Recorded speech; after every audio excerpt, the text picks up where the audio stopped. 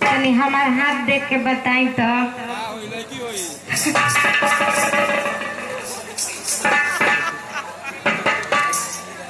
देखेंगे बच्चा, देखेंगे। देख के बताइए ना बाबा। जल्दी बताइए।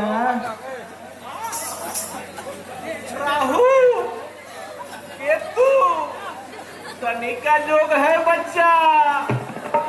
इसके लिए पूरा सामान का व्यवस्था करना पड़ेगा बच्चा। आप ना लगाइए ना बाबा, कौन कौन सामान लगेगा। देखो बच्चे, इसमें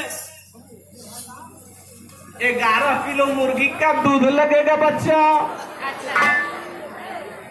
आ 11 को हाथी का अंडा लगेगा बच्चा। बाबा हमको तो से उपाय कर दे, लेकिन कसम लड़का होगा के चाहिए बच्चा करा है, सब करना पड़ेगा। रेड कलर का सिंगल। ए बाबा, ये सब छोड़ी, तनी हमारे पीछे वाला भविष्य देख के बताई तो। बच्चा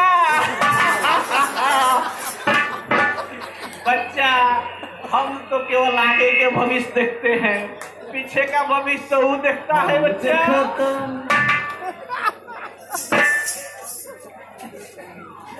अरे बच्चा, तुम लोग खलसा का कहारा पढ़ेगा कि ये बेचारा को दुख समझेगा। अच्छा ठीक है। ये बेचारा बड़ी भाग से आया है, दिखाने के लिए तुमको चेला क्यों बनाए हैं। आप देख कर बताओ इस बच्ची को क्या भाग में लिखा है। हो जाएगा बच्चा, हो जाएगा। अच्छा ही बताओ, इधर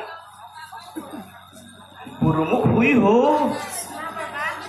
तो तुमको गुरुमुख होने के लिए बाबा के कुटिया में चलना पड़ेगा। हरि ओम, हरि ओम।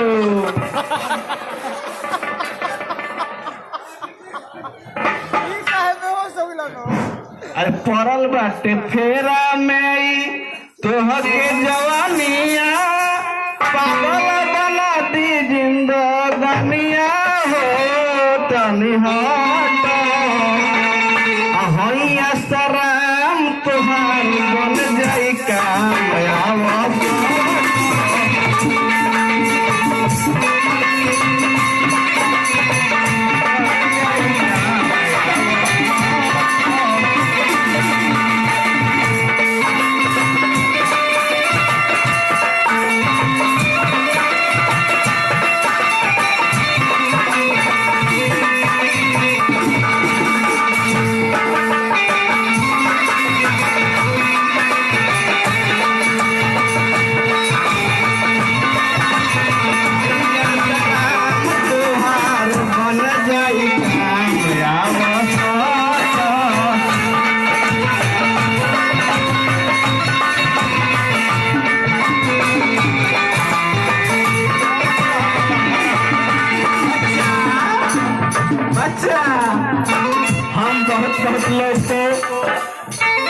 बहुत लोग को भलाई किया है, जैसे विजय भैया है। बाबा फर्क ही से बोली, विजय भैया को भलाई हमने किया है बच्चा।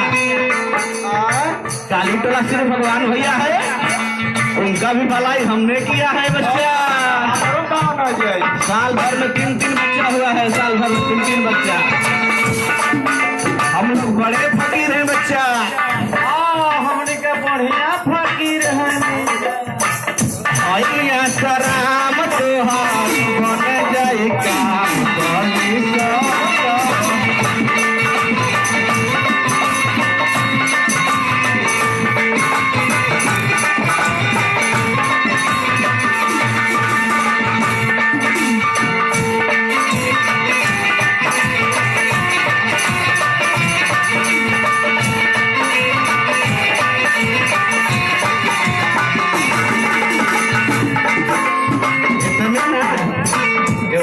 बहादुर भैया का हम नहीं पूरा काम किया है। सनक कोई देनी काम के भलाई,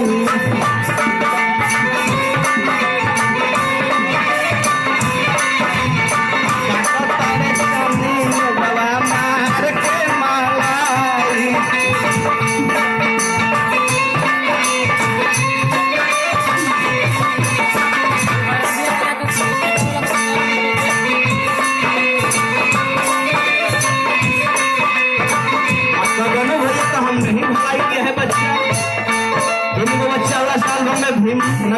दे बचा देंगे बच्चा भलाई करे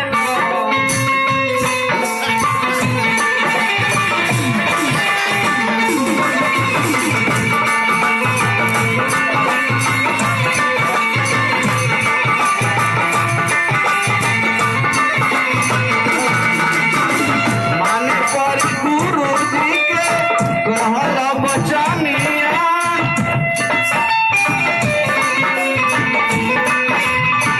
माने पर गुरु जी के कहल बचनिया आ खोल के देखवाना बदनिया हो चली हो भैया सराम तोहर बन जाई काम आवसा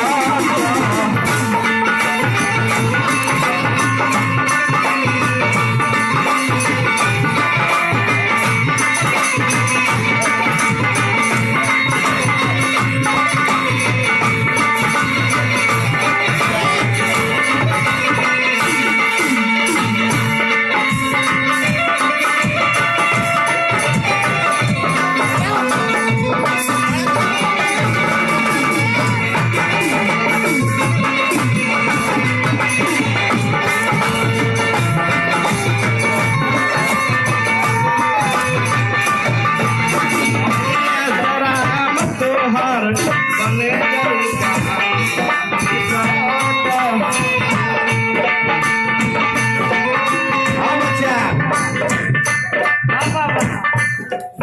अब तुम चलो आश्रम में सब तुम्हारा दुख दूर हो जाएगा बच्चा बाबा चलिए बाबा हम ना चलो बच्चा चलो अरे ओ नारायण नारायण हरिओम हरिओम नारायण नारायण चला अरे कुछ गांव के समाचार जानत पड़ जा बिना धर्म बच्चा के क्या अरे गाँव में कुछ भइल बा का गुरुजी अरे छाता लगा के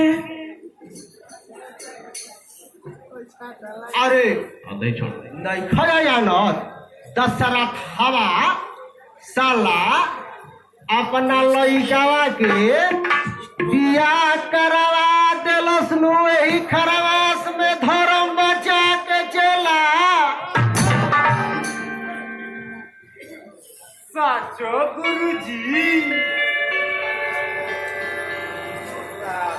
ठीक कहत बा दशरथवा हमके दान दक्षिणा पर पानी फेर देलस हो छाता पुता के ठीक कहत बानी गुरुजी हम तो सोचले रही कि साला भोलवा के बियाह बड़ी धूमधाम से करी बाकी ऐसन कुछो ना कैल मैं हमनी के दान दक्षिणा पे पानी फेर दलस गुरुजी वो छाता लगा के चला तोहनी के खालसा दान दक्षिणा के बात करत पड़सन हमारा तो खालसा हेडक होई बा हेडक धर्म बच्चा के